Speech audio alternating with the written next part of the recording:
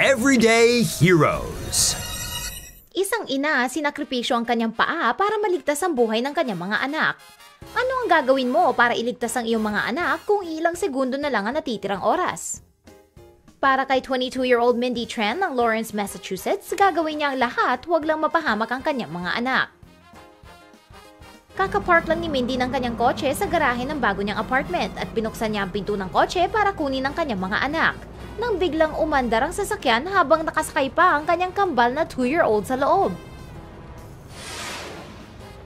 Hindi nagdalawang isip si Mindy, ipinwesto niya ang kanyang katawan sa ilalim ng kotse para hindi na ito umabante habang niligtas ng mga kapitbahay ang kanyang mga anak mula sa kotse.